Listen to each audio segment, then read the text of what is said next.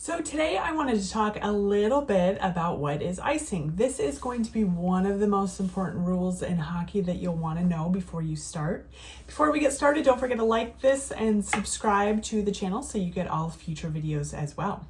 So the most important things to learn in icing are what these lines mean. So these two red lines, I did not have a red pen, so it's pink, are going to be your goal lines.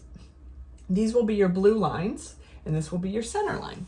So the point of icing is that they don't want you, if you're in a defensive situation, again, not to scale, but if you're in your defensive zone, which is going to be this zone right here, they don't want you to be able to send the puck all the way down. They don't want you to just fling it to the other side of the ice because that's going to be a waste of time for everybody. So they're going to punish you for that.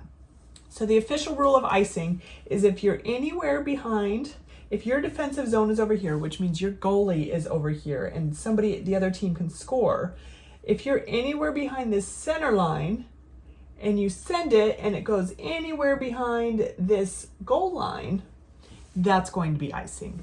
The whistle's going to get blown and you are going to be sent all the way back here. So that's just the basic overview of icing, but I'm going to get into some of the details of it. So part of the point of icing is that you are going to get punished, like I said. If you are in your defensive zone or even on this side, anywhere in here, and you send it over here, it's considered icing. So you're going to get punished by sending the faceoff all the way back into your defensive zone, into one of these dots.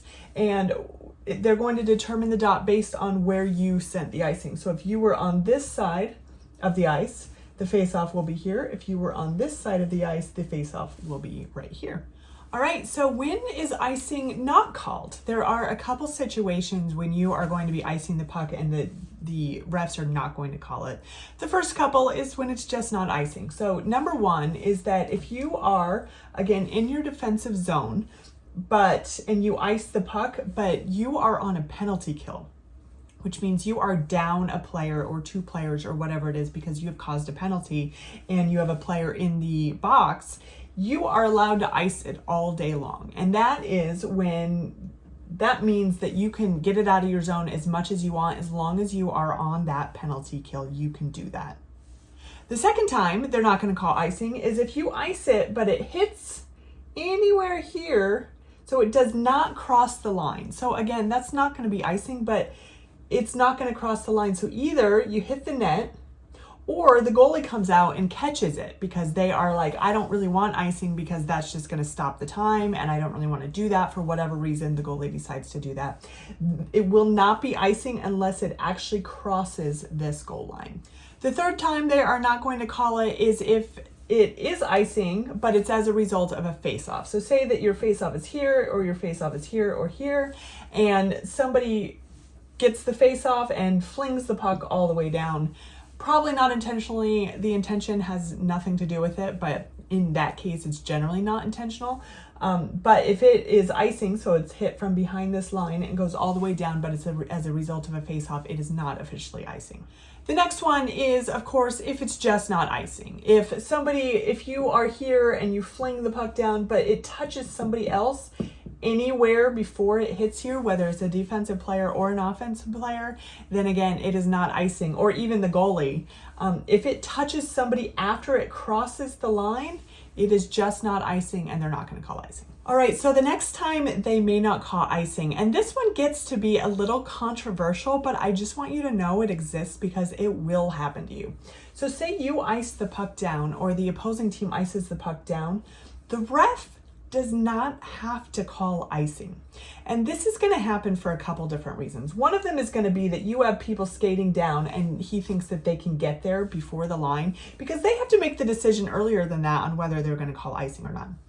Or if they think people are just not trying hard enough to go get the puck. So say you ice the puck all the way down and then everybody just stands there. They're like, well, that was icing. Why would I go try to get it? They can say, no, it's not icing, I'm not going to call it, and then they're going to force you to skate down and go get the puck. So you should skate to your hardest ability to go get the puck when it's iced, and then the ref will kind of decide if it is icing or not. But if they call off icing, even though it's clearly icing, just know that they are allowed to do that. I also want to let you know, it's just kind of the last little addendum to this, that this is USA Hockey Adult Rules 2021 to 2025. So there's a new rule book coming out in 2025. Things may change, but this is different for youth hockey. This is different for the NHL. This is different for other leagues. So I'm not sure what Hockey Canada's rule is on icing either. So even college, they have something that's called, actually I don't remember what it's called, hash mark icing or something like that. So if you are watching any other league, just assume that this may not be the exact rule on icing. This one is just for adult leagues in USA Hockey system for 2021 to 2025. So that was just a quick overview on icing for hockey. There are a couple little details on what you exactly need to know about icing, but if you just get the general rule that the puck has to be shot from behind the center line down to the end line, you're going to be set. The refs are going to explain everything else. And once again, don't forget to ask questions to your teammates, because this is how we all learn all of this stuff. But let me know if you have any other questions on this or any other videos that you'd like to see as well. Don't forget to subscribe and like below. Thanks for watching.